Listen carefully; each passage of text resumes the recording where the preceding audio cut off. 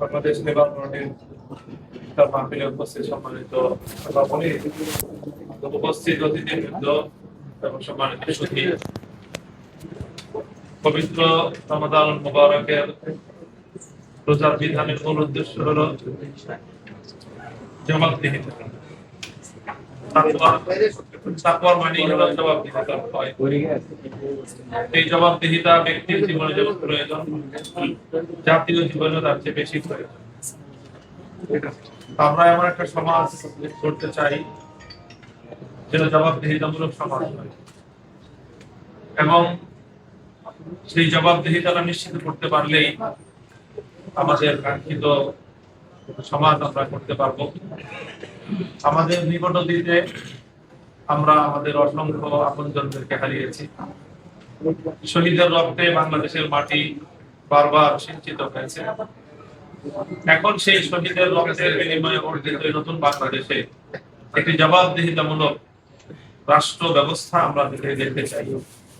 নতুন যে সরকার এসেছে তারা জবাবদিহিতা চাচ্ছে না, জবাবদিহিতায় মানুষ থাকতে চায় না, তারা জবাবদিহিতা থেকে মুক্ত হতে চাচ্ছে।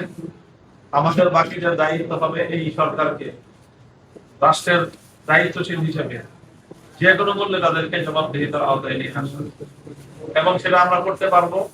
আমাদের প্রথম এসিড টেস্ট হবে গণভোট বিষয়ে জাতির কাছে সরকারকে জবাবদিহিতা বাধ্য করতে হবে।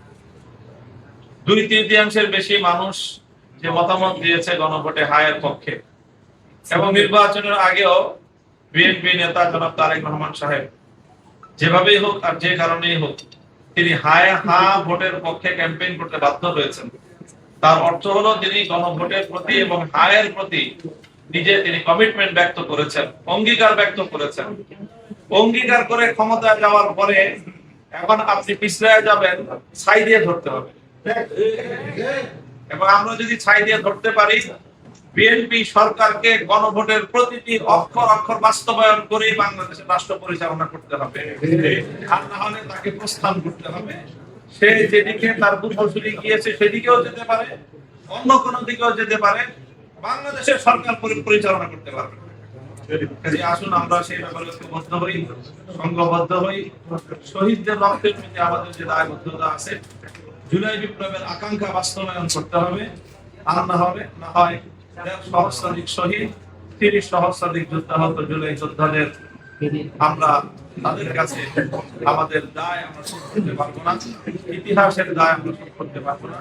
আল্লাহ আমাদেরকে এই জবাবদিহিতামূলক একটি সমাজ রাষ্ট্র গড়ার তৌফিক দান করেন। আসসালামু আলাইকুম।